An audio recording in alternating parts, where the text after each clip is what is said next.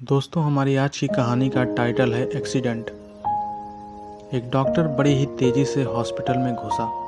उसे किसी एक्सीडेंट के मामले में तुरंत बुलाया गया था। अंदर घुसते ही उसने देखा कि जिस लड़के का एक्सीडेंट हुआ है उसके परिजन बड़ी बेसब्री से उसका इंतज़ार कर रहे हैं। डॉक्टर को देखते ही लड़के का पिता बोला, आप लोग अपनी ड्यूटी ठीक से क्यों नहीं करते? आपने आने में इतनी देर क्यों लगा दी? अगर मेरे बेटे को कुछ हुआ तो इसकी जिम्मेदार आप होंगे। डॉक्टर ने विनम्रता से कहा, आई एम सॉरी, मैं हॉस्पिटल में नहीं था और कॉल आने के बाद जितना तेज़ी से हो सका मैं यहाँ आया हूँ। कृपया अब आप लोग शांत हो जाइए ताकि मैं इलाज कर सकूँ। शांत हो जाइए, लड़के का पिता गुस्से में बोला। क्या इस समय अगर आपका बेटा होता तो आप शांत रहते? अगर किसी की लापरवाही की वजह से आपका अपना बेटा मर जाए तो आप क्या करेंगे? पिता बोले ही जा रहा था, भगवान चाहेगा तो सब ठीक हो जाएगा। आप लोग दुआ कीजिए, मैं इलाज के लिए जा रहा हूँ। और ऐसा कहते हुए डॉक्टर ऑपरेशन थिएटर में प्रवेश कर गया। बाहर लड़के का पिता अभी भी बुदबुदा रहा था। सलाह देना आसान होता है, जिस पर बीतती है वही जानता है।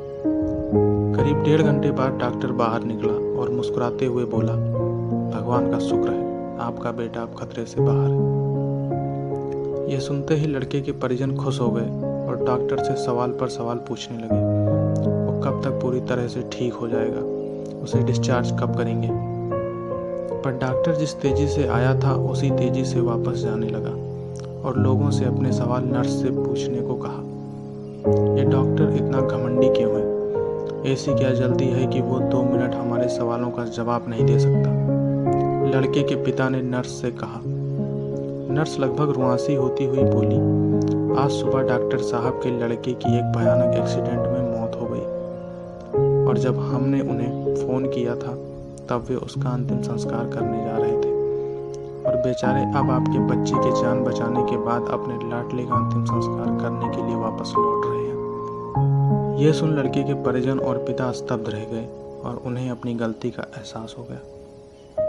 फ्रेंड्स, बहुत बार हम किसी सिचुएशन के बारे में अच्छी तरह जाने बिना ही उस पर रिएक्ट कर देते हैं, पर हमें चाहिए कि हम खुद पर नियंत्रण रखें और पूरी स्थिति को समझे बिना कोई नकारात्मक प्रतिक्रिया न दें, वरना अनजाने में हम उसे ही ठेस पहुंचा सकते हैं जो हमारा ही भला सोच रहा हो। तो दोस्तों, आपको ये कहानी कैसी लगी कमेंट करके हमें ज़रूर बताएं और चैनल को सब्सक्राइब करें।